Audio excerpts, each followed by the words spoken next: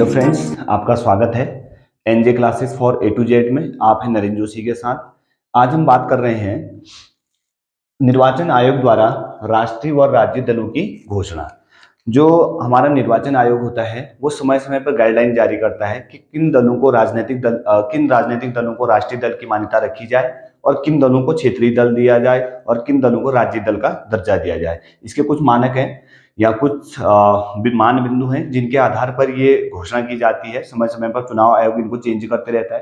तो ऐसी बात करते हैं। और चुनाव आयोग ने जो डेटा जारी किया था वो जनवरी 10 अप्रैल को जारी किया हुआ था। तो 10 अप्रैल 2023 को जनरली जो हमारा निर्वाचन आयोग ने भारत के 6 राजनीतिक दलों को राष्ट्रीय दल का दर्जा दिया है। तो आज हम इस वीडियो के माध्यम से कौन कौन सी कंडीशन है जिसके आधार पर राज्य दल या राष्ट्रीय दल का जो दर्जा दिया जाता है उनके बारे में अध्ययन करेंगे, और कौन कौन से वो दल हैं जिनको राष्ट्रीय दल का दर्जा प्राप्त वर्तमान समय में है उनकी डिस्कशन करेंगे।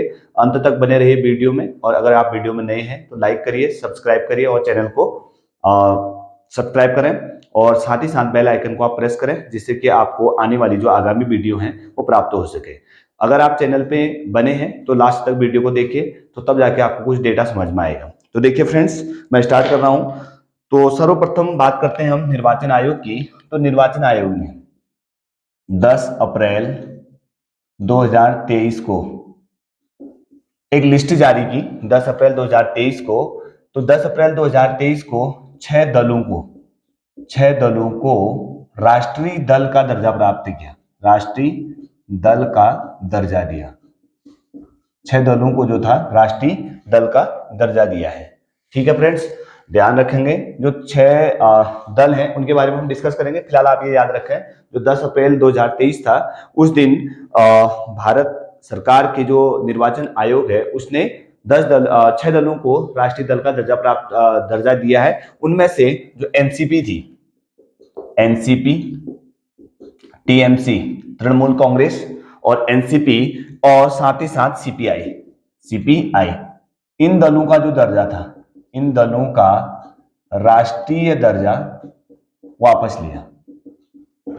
ठीक है ना फ्रेंड्स, कुछ ऐसे मान बिंदु हैं जो उन दलों को राष्ट्रीय दल के रूप में परिभाषित नहीं कर पा रहे होंगे।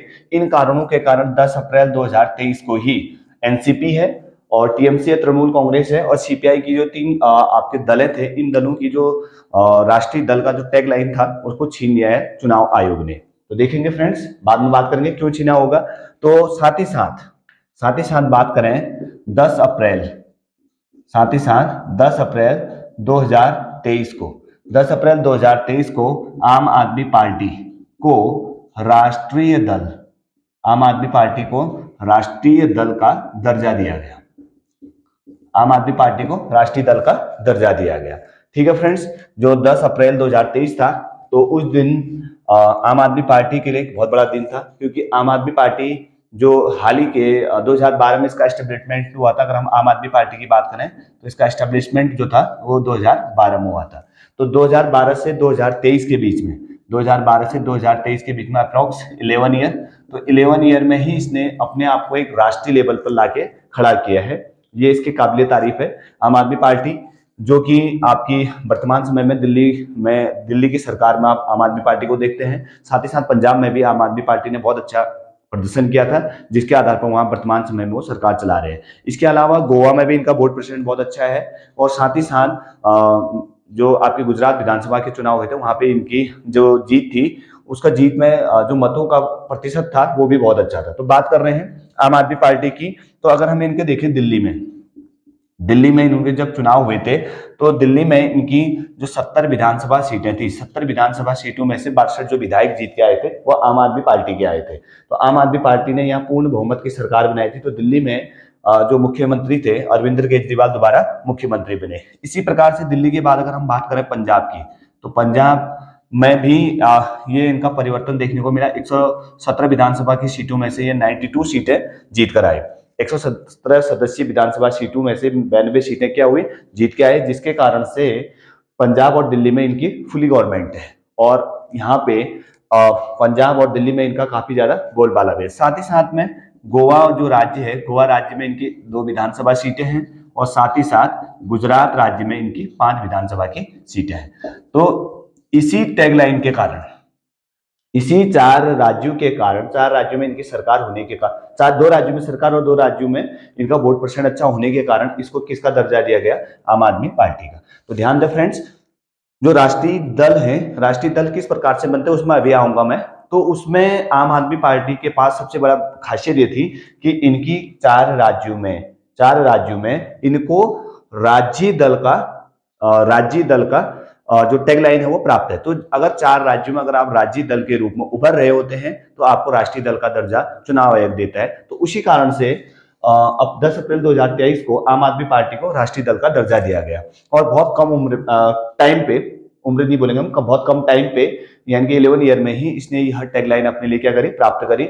आप देखते हैं दिल्ली और पंजाब में काफी अच्छा इनका वोट परसेंट भी है और इनका मत प्रतिशत बहुत अच्छा था। यहाँ पे इन्होंने बीजेपी को या कांग्रेस को बिल्कुल इनसे धूल झांकनी पड़ी थी। कहने का तात्पर्य ये है, दिल्ली और यहाँ पे इनका बहुत अच्छा प्रदर्शन है। साथ ही साथ गोवा में भी 2 विधानसभा की सीटें इनकी देखने को मिली और गुजरात में भी 5। अब बात करते हैं हमारे भारत में, जो भारत में राजनीतिक दल है।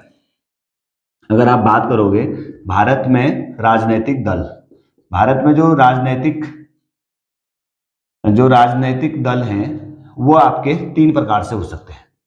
ध्यान दें फ्रेंड्स, भारत में जो राजनीतिक दल हैं वो कितने प्रकार के होते हैं? यानी 3 प्रकार को चुनाव इनको कैटेगराइज करता है। तो पहला तो है राष्ट्रीय पार्टी, पहला क्या आ रहा है? राष्ट्रीय पार्टी। दूसरा आ रहा है आपका क्षेत्रीय पार्टी, जिसको हम राज्य पार्टी भी बोलते हैं, क्षेत्रीय पार्टी। और तीसरा आ जाता है आपका पंजीकृत दल। ठीक है ना फ्रेंड्स, इसको एक और नाम से जानते हैं हम, राज्य पार्टी। ठीक है। और जो इलेक्शन कमीशन है वो भारत की जो पॉलिटिकल पार्टी है उनको 3 भागों में कैटेगराइज करती है। पहला है नेशनल पार्टीज है, सेकंड है रीजनल या हम स्टेट पार्टीज को बोलते हैं, और ये है रजिस्टर्ड पार्टीज। तो क्षेत्रीय जो राष्ट्रीय पार्टी है उसमें है हमारे पास 6, जो अभी वर्तमान समय में 10 अप्रैल 2023 के डेटा के अनुसार जो भारत के राजनीतिक दलों में राष्ट्रीय पार्टियां हैं वो है 6। और क्षेत्रीय पार्टी में अगर आप देखोगे ये है 57 ऐसे दल हैं हमारे पास जिनके पास वर्तमान समय में क्षेत्रीय पार्टी का या राज्य पार्टी का क्या है? टैग लगा हुआ है। और साथ ही साथ पंजीकृत दल के रूप में है आपके 279। ठीक है फ्रेंड्स, तो यहाँ पर देख रहे होंगे हम भारत के जो राजनीतिक दल हैं उनको 3 भागों में कैटेगराइज किया है। तो एक बार फिर से आते हैं, हम देखें 10 अप्रैल 2023 को 6 दलों को राष्ट्रीय दल का दर्जा चुनाव आयोग ने दिया, हमारा जो इलेक्शन कमीशन ऑफ इंडिया है उसने दिया है। और उन 6 दलों में से एनसीपी, टीएमसी और सीपीआई के जो राष्ट्रीय राजनीतिक दल की भूमिका के रूप में जो उभरे हुए थे उनको इसका दर्जा समाप्ति किया, इनको दोबारा राज्य दलों में डाल दिया गया है। और साथ ही साथ 10 अप्रैल 2023 के लिए आम आदमी पार्टी के लिए बहुत बड़ा दिन था और आम आदमी पार्टी उस दिन चुनाव आयोग के द्वारा उसको राष्ट्रीय पार्टी का दर्जा दिया गया। और ये अरविंद केजरीवाल जी के लिए बहुत ज्यादा खुशी का विषय होगा, क्योंकि कोई भी पार्टी बहुत छोटे कम समय में या कम अंतराल में ही राष्ट्रीय लेवल पर उभर रही है। तो यहाँ पर राष्ट्रीय पार्टी के रूप में अगर हम देखेंगे, दिल्ली में इनकी गवर्नमेंट है जहाँ इनके 70 में से 62 विधायक हैं, पंजाब में 117 से 92 सीट इनके पास थी, गोवा में 2 सीटें इनके पास, गुजरात में 5 सीटें इनके पास हैं। और भारत की जो पॉलिटिकल पार्टी को हमने जनरल 3 पार्ट में कैटेगराइज किया है। एक आपके नेशनल पार्टीज है, सेकंड आपके रीजनल पार्टी है जिसको हम स्टेट पार्टीज बोलते हैं, और थर्ड है रजिस्टर्ड पार्टीज है। तो क्षेत्रीय राष्ट्रीय पार्टी में आपके लगभग हमारे पास 6 राष्ट्रीय पार्टियां हैं।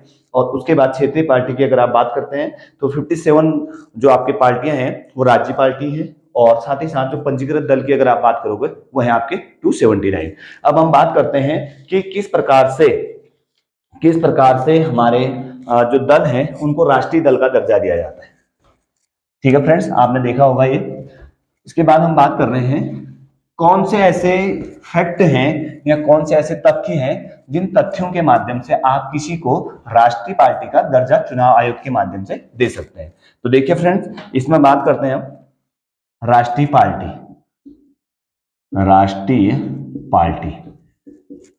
कंडीशन। राष्ट्रीय पार्टी के लिए क्या है? कंडीशन है। ठीक है फ्रेंड्स, पहला आता है राष्ट्रीय पार्टी बनने के लिए पहला स्टेटमेंट ये आता है कि यदि जो लोकसभा के जो आम चुनाव होते हैं, लोकसभा के जनरली जो आम चुनाव होते हैं या विधानसभा के आम चुनाव होते हैं, उनमें कुल वैध मतों का 6% मत उस पार्टी को मिलने चाहिए जिसके द्वारा पहला जो स्टेटमेंट है या पहली जो गाइडलाइन है या पहला जो आपका डेटा है उसको अगर फुलफिल करती है तो किसी भी राज्य पार्टी को राष्ट्रीय पार्टी का दर्जा दिया जा सकता है। तो मैं फिर बता दे रहा हूं, यदि लोकसभा या विधानसभा के आम चुनाव में चार या चार से अधिक राज्यों में इनका वैध मतों का 6% होता है, तो ऐसी कंडीशन में हम ये बोलते हैं कि उस पार्टी को क्या दे दिया जाए, राष्ट्रीय पार्टी का दर्जा। तो यदि मैं लिख दे रहा हूं इसमें, यदि विधानसभा ऑब्लिक लोकसभा, यदि विधानसभा ऑब्लिक लोकसभा के आम चुनाव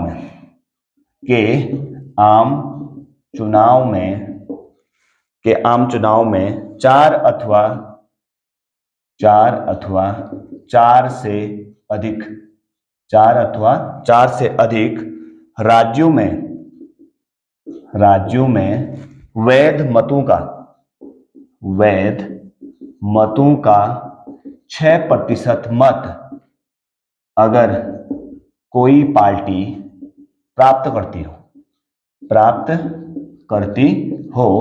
साथ ही वह लोकसभा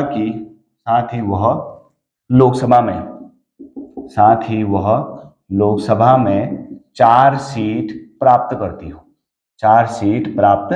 करती हो। ये आपकी पहली कंडीशन है, ठीक है। पहली कंडीशन के अकॉर्डिंग किसी भी, देखो यदि विधानसभा या लोकसभा के आम चुनाव में कोई भी बात करेंगे, यदि आपकी जो विधानसभा है या लोकसभा के आम चुनाव में 4 अथवा 4 से अधिक राज्यों में, तो मिनिमम कंडीशन ये है कि आपके पास कम से कम 4 राज्यों में आपकी जो वोट परसेंट है वैध मतों का 6% होना ही होना है। यदि विधानसभा अथवा लोकसभा में आम चुनाव में 4 अथवा 4 से अधिक राज्यों में कुल वैध मतों का, जितने आपके वैलिड वोट पड़े हैं उन वैलिड वोट का 6% मत अगर कोई पार्टी प्राप्त करती है, साथ ही साथ वह लोकसभा में कम से कम 4 सीटों पर विजय हासिल करती है, तो ऐसी कंडीशन में किसी भी राज्य पार्टी को राष्ट्रीय पार्टी का दर्जा दिया जा सकता है। तो आम आदमी पार्टी के लिए ये कंडीशन, ये रूल अप्लाई हुआ होगा, ध्यान दें, क्योंकि विधानसभा या लोकसभा के आम चुनाव में 4 अथवा 4 से अधिक, तो सीधी सी बात है इनके 4 राज्यों में आपकी सरकार, 4 राज्यों में इनके पास जो मत प्रतिशत है वो 6% से अधिक है। कैसे? देखो हम दिल्ली की बात करें तो दिल्ली की इनकी 70 में से 62 सीटें थी, और दूसरी बात अगर हम करते हैं कहाँ की, पंजाब की, तो पंजाब में 117 में से 92 सीट इनके पास थी, तो 2 राज्यों में इनकी सरकार हो गई, तो सीधी सी बात है 2 राज्यों में सरकार है तो कुल वैध मतों का 6% तो मिला ही होगा। थर्ड कंडीशन इनकी बात क्या है, गोवा में इनके पास 2 सीटें जरूर है, लेकिन जितना टोटल गोवा का वोट परसेंट पड़ा होगा उसका 6% जो वोट परसेंट है वो आम आदमी पार्टी लाई होगी। और फोर्थ कंडीशन थी गुजरात में इनके पास 5 विधानसभा की सीटें हैं, लेकिन अगर आप वहां पर देखते हो जितना गुजरात का जो विधानसभा के जो चुनाव हुए थे उनमें जो कुल वैध मतों का प्रतिशत है उनमें से 6% ये मत लाए होंगे, और साथ ही साथ लोकसभा में इनके पास 4 सीटें भी हैं। तो ऐसी कंडीशंस में जो आम आदमी पार्टी है वो अपने आप में एक राष्ट्रीय पार्टी बनती है इस रूल के अकॉर्डिंग। अब दूसरी बात आती है, यदि वह कम से कम 3 राज्य में लोकसभा की कुल सीटों का कम से कम 2% जीतती है। तो कहने का तात्पर्य क्या है, दूसरी कंडीशन आता है, यदि वह कम से कम लोकसभा में कुल सीटों का 2% जीतती हो। अब देखो सेकंड पॉइंट क्या करें, यदि वह कम से कम लोकसभा में कुल सीटों का 2% जीतती हो। दूसरी कंडीशन ये है कि हमारे लोकसभा में जितनी भी सीटें हैं उन लोकसभा की सीटों का 2% अगर कोई भी किसी भी राज्य में वह सरकार या वह पार्टी आपकी जीतती है, तब ऐसी कंडीशंस में ये डेटा आपका पहुंच जाएगा कितना, 2। अब देखो हमारे पास जैसे 552 आपकी लोकसभा की क्या है सीट है, उसका 2%, तो ये कंडीशन बड़ी टफ पड़ती है। इससे बेटर कंडीशन ये है, ये कंडीशन में तो आपको काफी ज्यादा लोकसभा की सीटें जीतती होंगी, और इसका मतलब ये है कि आप उतनी पॉपुलर पार्टी हैं तभी शायद आप लोकसभा में ऐसा प्रदर्शन कर सकते हैं, क्योंकि कम से कम वो कह रहा है आपकी लोकसभा में कुल जितने भी आपकी सीटें उसका 2% जितनी है, तो ये पॉसिबिलिटी थोड़ा कम है, क्योंकि पहला वाला जो पॉइंट है वो आपका जनरली कोई भी पार्टी जल्दी उसको प्रीफर कर सकती है। थर्ड आता है, यदि 4 अथवा 4 से अधिक राज्यों में उसे राज्य स्तरीय दल की मान्यता प्राप्त हो। थर्ड कंडीशन इसी से मिलता जुलता है, यदि उसे 4 स्टेट में कम से कम राज्य स्तरीय दल के रूप में मान्यता हो, दल के रूप में मान्यता हो। देखिए फ्रेंड्स, ये भी इंपॉर्टेंट है। तो देखो, किसी भी निर्वाचन आयोग द्वारा किसी भी पार्टी को राष्ट्रीय पार्टी का दर्जा कब दिया जाएगा? पहला कंडीशन, यदि विधानसभा तथा लोकसभा के आम चुनाव में 4 अथवा 4 से अधिक राज्यों में कुल वैध मतों का 6% मत अगर कोई पार्टी प्राप्त करती है, साथ ही साथ लोकसभा में उसकी 4 सीटें होती हैं, तो ऐसी कंडीशन में उस पार्टी को राष्ट्रीय पार्टी का दर्जा चुनाव आयोग दे सकता है। दूसरी कंडीशन है, यदि कम से कम वह लोकसभा में कुल सीटों का 2% जीतती हो। यह कंडीशन थोड़ा डिफिकल्ट है। थर्ड कंडीशन इजी है, ये इससे मिलती जुलती है। कह रहे यदि उसे 4 स्टेट में, कितने स्टेट की बात कर रहा है? मिनिमम 4 स्टेट में या 4 राज्यों में कम से कम राज्य स्तरीय दल के रूप में मान्यता प्राप्त हो। जरूरी नहीं है कि आप किसी भी चौथे, ये वाली कंडीशन में जरूरी नहीं है कि आपको क्या है, राज्य स्तरीय दल का जो टैग है वो प्राप्त हो, लेकिन आप 6% वोट ला रहे हैं तब भी आप ऐसे कंडीशन में ऊपर आ सकते हैं। इस रूल्स के अकॉर्डिंग आप राष्ट्रीय दल का दर्जा प्राप्त कर सकते हैं। ये कंडीशन में ये बोल रहा है कि उसको 4 राज्यों में कम से कम राज्य दल है या क्षेत्रीय दल के रूप में उसको क्या होनी चाहिए? मान्यता मिलनी चाहिए। अभी हम क्षेत्रीय दल पढ़ेंगे तो उसमें वो चीज क्लियर हो जाएगी। तो उसे 4 स्टेट में राज्य स्तरीय दल के रूप में मान्यता प्राप्त होगी। इन 3 कंडीशंस के आधार पर किसी भी पार्टी को चुनाव आयोग राष्ट्रीय पार्टी का दर्जा देता है। फ्रेंड्स, आपको मैं समझ रहा हूं कि आपको ये चीज समझ में आ रही होगी। तो मैं एक बार फिर से बता रहा हूं, यदि विधानसभा तथा लोकसभा में कुल वैध मतों का 6% मत अगर कोई पॉलिटिकल पार्टी गेन करती है और साथ ही साथ उसकी लोकसभा में मिनिमम 4 सीटें होती है, तो ऐसे कंडीशन में उस पार्टी को आप राष्ट्रीय पार्टी का दर्जा दे सकते हैं। दूसरा कह रहा है, यदि रजिस्टर्ड आपके लोकसभा के जो सीटों की संख्या उसका 2% आप जीतते हैं, तब भी आपको राष्ट्रीय पार्टी का दर्जा मिलता है। थर्ड कंडीशन ये बोल रहा है कि यदि आप राष्ट्रीय पार्टी का दर्जा लेना चाहते हैं तो आपको 4 राज्यों में कम से कम क्षेत्रीय दल के रूप में आपको रजिस्टर्ड चुनाव आयोग के अंदर होना चाहिए। तो इन 3 कंडीशंस के माध्यम से आप जो राष्ट्रीय दल है उसके रूप में भूमिका निभा सकते हैं। इसके बाद हम बात करते हैं हम राज्य स्तरीय दल। बात कर रहे हैं राज्य स्तरीय दल। तो राज्य स्तरीय दलों में भी वही कंडीशंस आती हैं। ये राष्ट्रीय पार्टियां थी। अब राष्ट्रीय पार्टी के बाद हम बात करेंगे राज्य पार्टियां।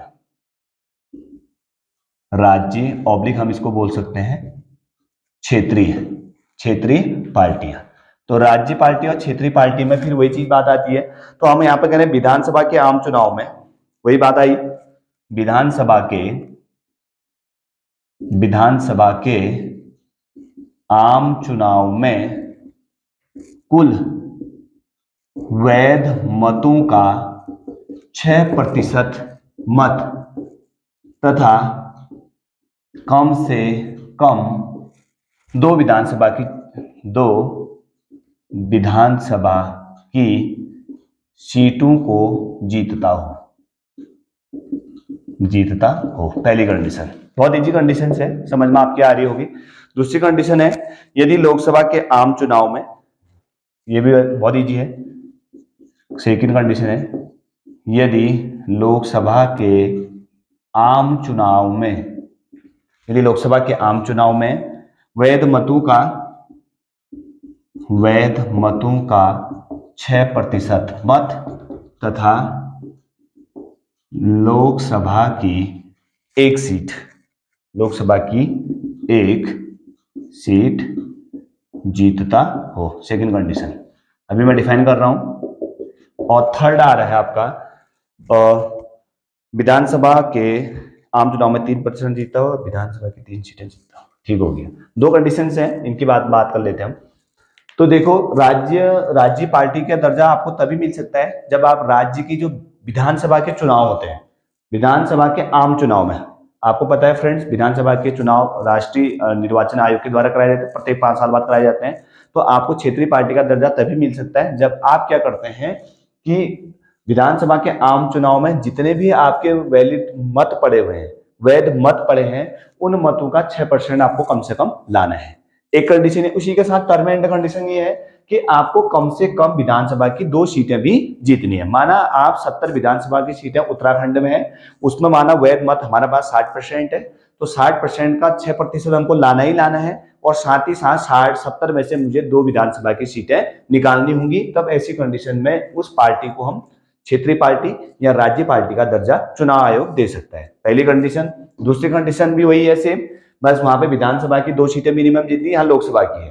तो ये बात यहाँ यदि लोकसभा के आम चुनाव में, जैसे फॉर एग्जांपल 2024 में लोकसभा के आम चुनाव होने हैं, तो आम चुनाव में जो लोकसभा के होंगे तो उसको राज्य के अंदर कुल वैध मतों का 6% मत उसको लाना है, और साथ ही साथ जितने हमारे लोकसभा की सीटें हैं उन सीटों में से एक सीट उसको क्या करना है, जीतना है। तो ये जो राज्य पार्टियां, इनके लिए क्या हो जाता है, टफ कंडीशन है। फॉर एग्जांपल उत्तराखंड क्रांति दल की अगर बात करें तो उत्तराखंड क्रांति दल 6% मत तो ला सकता है, लेकिन उसका सेकंड जो स्टेटमेंट है उसको जरूरी नहीं है कि वो कर पाए, क्योंकि वहां पे एक लोकसभा की सीट उसको जीतना भी है। तो ऐसी कंडीशन में उस पार्टी को हम राज्य पार्टी या क्षेत्रीय पार्टी कह सकते हैं। और अब हम बात कर रहे हैं, अगर किसी भी क्षेत्रीय पार्टी की 4 स्टेट में क्या है, कुल वैध मतों का 6% मत वो अगर ऑब्टेन करते हैं, साथ ही साथ उनकी सीटें भी होती हैं, तो ऐसी पार्टी को हम क्या दे देते हैं, राष्ट्रीय पार्टी का दर्जा देते हैं। देखिए फ्रेंड, एक बार फिर से मैं बता रहा हूँ, राष्ट्रीय पार्टी के लिए 2 कंडीशंस क्या है। पहली कंडीशन ये है कि विधानसभा के आम चुनाव में कुल वैध मतों का 6% मत अगर आप प्राप्त करते हैं, साथ ही साथ विधानसभा की 2 सीटें अगर आप उस क्षेत्र में या उस राज्य में जीतते हैं, तो ऐसी कंडीशंस में आपको जनरली राज्य जो दल है उसका दर्जा प्राप्त हो सकता है। दूसरा ये है, विधानसभा के आम चुनाव में यदि आप कुल वैध मतों का 6% मत आप गेन करते हैं और साथ ही साथ लोकसभा की 1 सीटें जीतने की आप कंडीशंस को अप्लाई करते हैं, तो ऐसी कंडीशंस में आपकी पार्टी को राज्य पार्टी का दर्जा दिया जा सकता है। तो जब राज्य पार्टी का दर्जा मिल रहा है, तो चार राज्यों में अगर आपको राज्य पार्टी का दर्जा किसी राज्य पार्टी को अगर ऑब्टेंड होता है या मिलता है, तो ऐसी कंडीशन में उस पार्टी को राष्ट्रीय पार्टी का दर्जा मिलता है, जो अभी आम आदमी पार्टी ने फॉलो किया।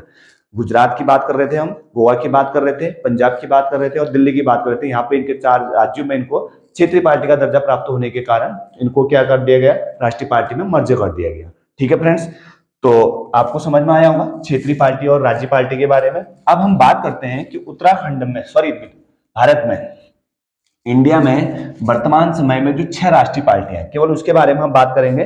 जो हमारे पास उत्तराखंड में 6 राष्ट्रीय पार्टियां हैं उनके डिस्कस करते हैं। केवल नेशनल पार्टी की, स्टेट वाली पार्टियां बहुत हैं, नेशनल पार्टीज, राष्ट्रीय पार्टी। ठीक है फ्रेंड्स, तो ये है 6।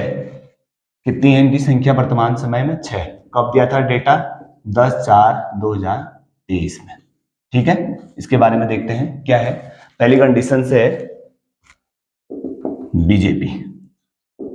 देखो, ये नाम आज की डेट में प्रत्येक बच्चा जानता होगा। भारतीय जनता पार्टी का नाम ऐसा है कि कोई बच्चा ना जानता होगा, मैं नहीं मानता हूं। तो इसका नाम पूरा है भारतीय जनता पार्टी। तो भारतीय जनता पार्टी को वर्तमान समय में राष्ट्रीय पार्टी का टैगलाइन है या राष्ट्रीय पार्टी का दर्जा प्राप्त है।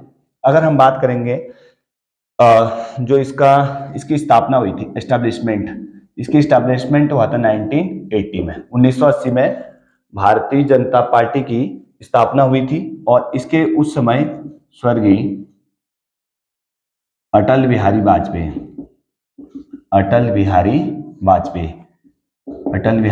वाजपेयी और लाल कृष्ण आडवाणी, इनके तत्वाधान में या इनके संरक्षण में इस पार्टी का गठन हुआ था। तो 1980 में जो अटल बिहारी वाजपेयी थे, तो उनके द्वारा या लालकृष्ण आडवाणी में इनकी भूमिका रही, तो उसमें जो भारतीय जनता पार्टी थी उसकी स्थापना की गई। और इसके अगर वर्तमान अध्यक्ष की अगर आप बात करते हो, तो जेपी नड्डा जी इसके वर्तमान में क्या है, बीजेपी के क्या है, राष्ट्रीय अध्यक्ष हैं बीजेपी के।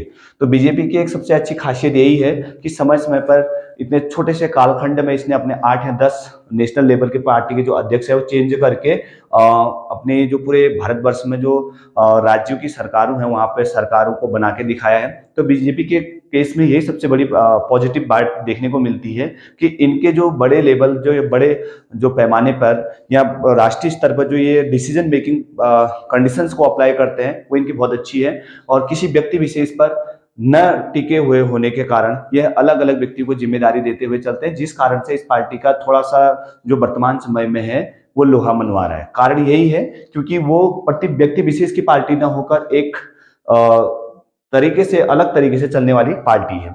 तो यहाँ पे अगर आप बात करेंगे इसकी जो विचारधारा है वो जनसंघ से जुड़ी है।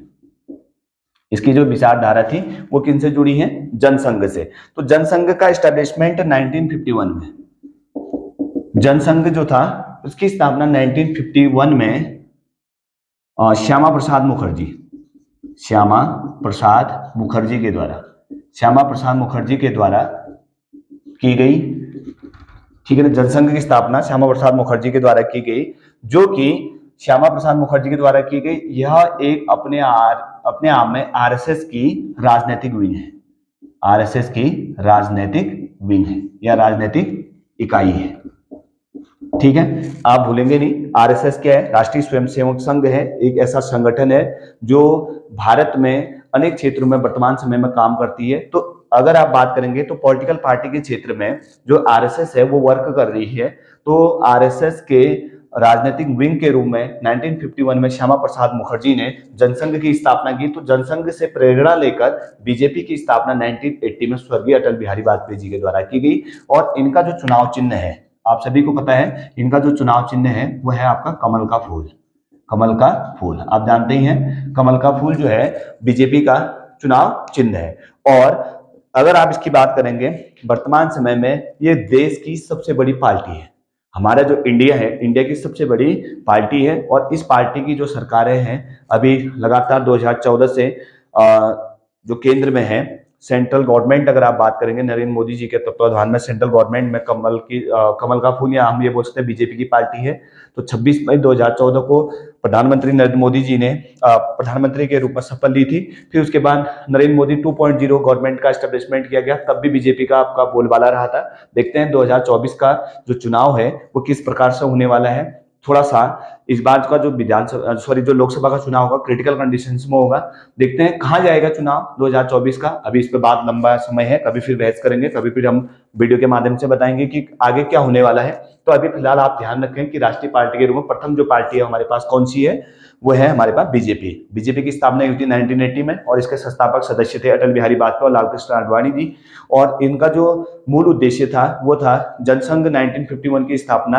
तो जनसंघ की जो जड़ें थी वो कहीं ना कहीं आरएसएस से जुड़ी हुई है। आरएसएस अपने आप में राष्ट्रीय स्वयंसेवक संघ है, जिसकी स्थापना 1925 में डॉक्टर केशव राम बली हेडगेवार जी ने की थी। और जो इसका जो हेडक्वार्टर है नागपुर में। कभी हम आरएसएस के बारे में फिर चर्चा करेंगे। तो ऐसे कंडीशन में जो आरएसएस के बहुत सारे आनुषंगिक संगठन है, उन संगठनों में से राजनीतिक क्षेत्र में काम करने वाली जो संगठन है वो आपका क्या था? जनसंघ था। तो जनसंघ के माध्यम से ही नया एक विंग की स्टार्ट की गई थी बीजेपी की, जिसकी स्टार्ट की था बीजेपी की, वो आपका भारतीय जनता पार्टी की स्थापना की थी किसने? अटल बिहारी वाजपेयी। इसके वर्तमान अध्यक्ष कौन है? जेपी नड्डा जी। आप ध्यान रखेंगे, इनसे पहले इनके अध्यक्ष थे अमित शाह जी, जो वर्तमान में सेंट्रल गवर्नमेंट में आपका कैबिनेट मंत्री है। तो सेकंड कंडीशन देखते हैं, ये तो बीजेपी की बात होगी। अब हम सेकंड बात करते हैं क्षेत्रीय पार्टी की, राष्ट्रीय पार्टी की। तो दूसरा नाम आप भूल नहीं सकते हैं, INC, Indian national Congress. Indian national Congress ये एक ऐसा नाम है जिसने भारत के पूरे भारत में बहुत लंबे समय तक राज किया हुआ है। तो INC, Indian national Congress, generally हम इसको किस नाम से जान रहे हैं? आपका कांग्रेस। और इनका जो है चुनाव चिन्ह है हाथ का पंजा। हाथ का पंजा, ये भी अपने आप में क्या है? राष्ट्रीय पार्टी है। और इसकी स्थापना की अगर आप बात करते हो 1885 में, 1885 में। बहुत बड़ी पार्टी है। देखिए इसकी स्थापना 1885 में। तो अगर आप देखते हैं काफी लंबा समय से ये पार्टी भारत में वर्क कर रही है। और इसके अगर हम बात करें संस्थापक की बात करें, A.O. ह्यूम और दादा भाई नेहरू जी का नाम जनरली आपको देखने को मिलेगा। ठीक है। और इसके वर्तमान अध्यक्ष की बात करें तो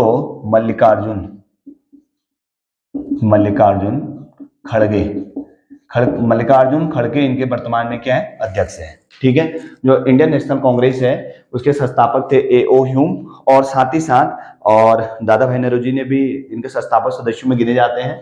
और इनके जो वर्तमान अध्यक्ष हैं मल्लिकार्जुन खड़गे हैं। और अभी जो आईएनसी है, आईएनसी ने हाल ही में कर्नाटक चुनाव में बीजेपी को बहुत अच्छे तरीके से पटकनी दी, हम कह सकते हैं। और ये मल्लिकार्जुन खड़गे जी के नेतृत्व में पहला चुनाव था और काफी अच्छा प्रदर्शन वहां पर कांग्रेस ने किया।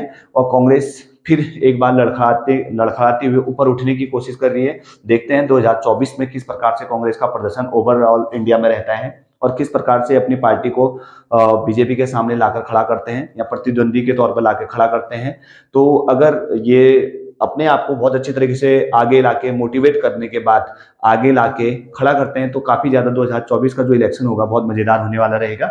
और ये जो आपकी थी सेकंड पार्टी थी। अब हम बात करते हैं थर्ड पार्टी की। अगर आप बात करोगे राष्ट्रीय लेवल पे थर्ड पार्टी है हमारे पास BSP, BSP Bahujan Samaj party, Bahujan Samaj party, Bahujan Samaj party.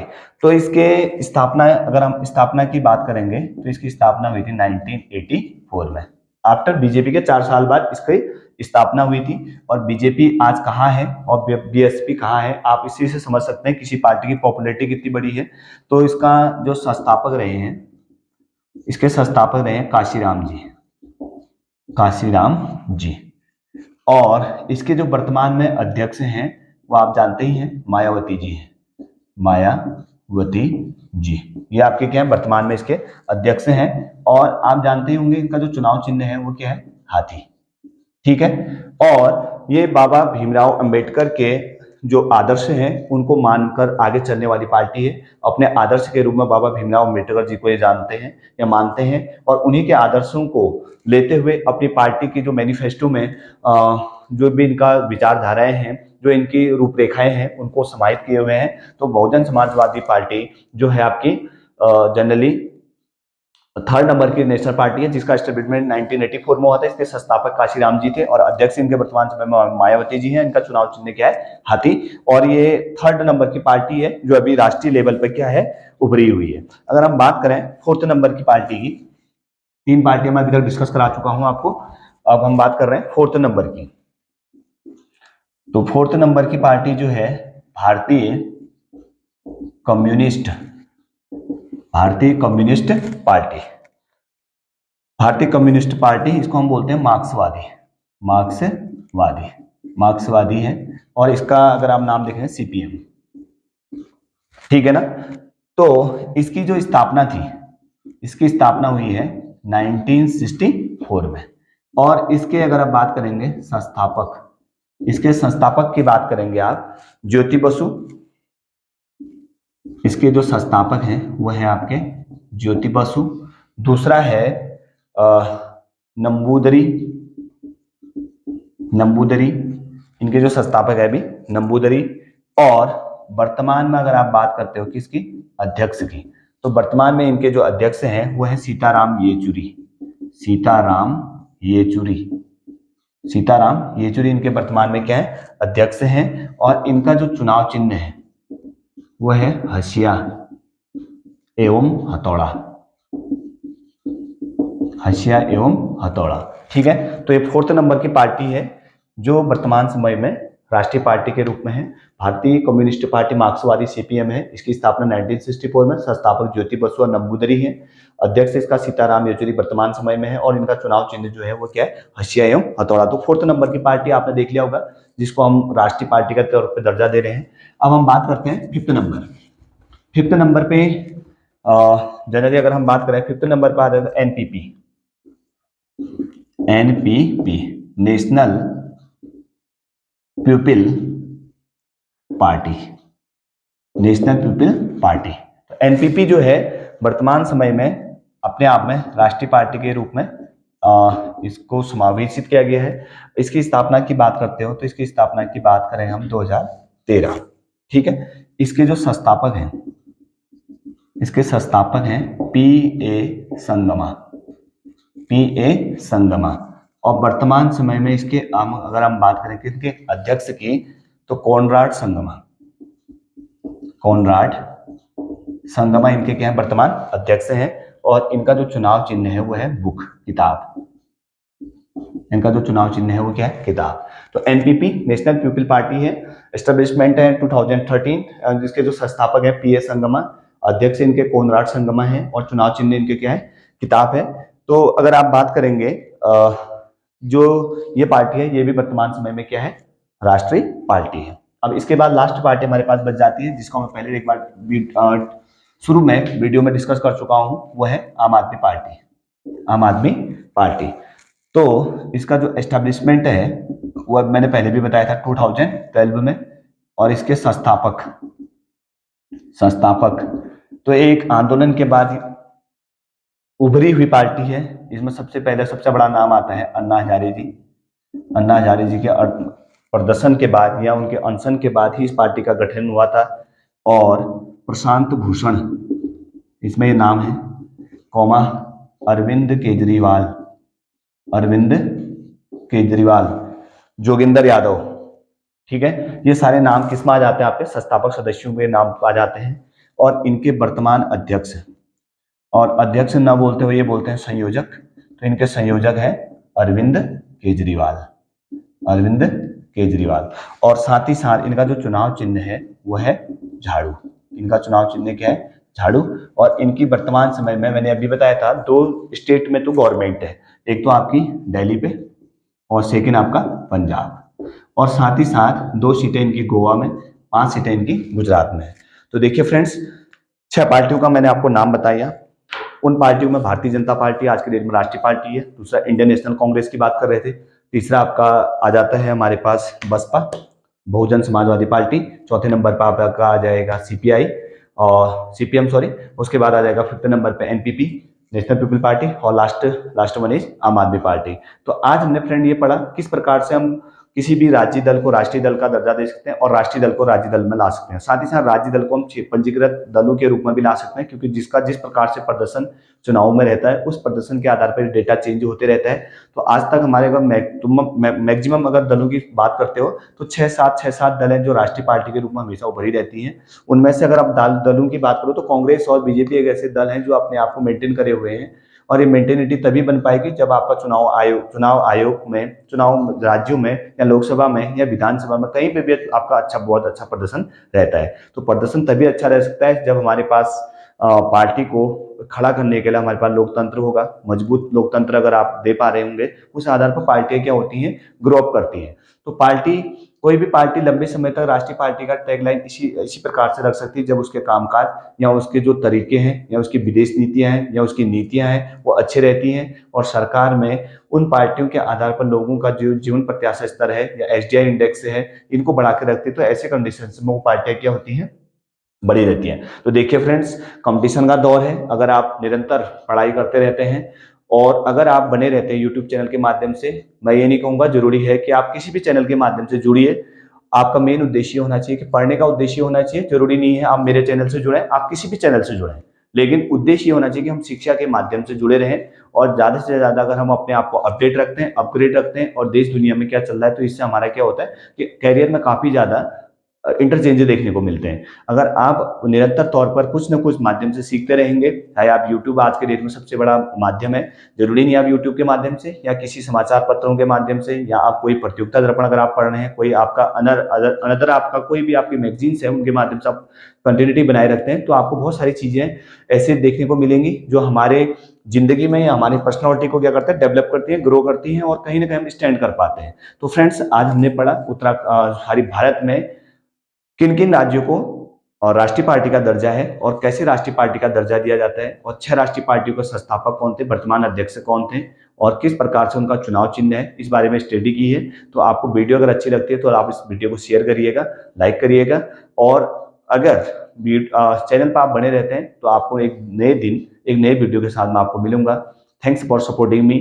और जैसे कि आपको पता है चैनल पर मेरे जनरली 500 सब्सक्राइबर होने वाले हैं, और इसके लिए भी मैं आपको अग्रिम शुभकामनाएं देता हूं। अगर ये चीजें होती हैं तो शायद मुझे भी इसके माध्यम से थोड़ा सा मनोबल मिलता है। Thanks for watching NJ classes.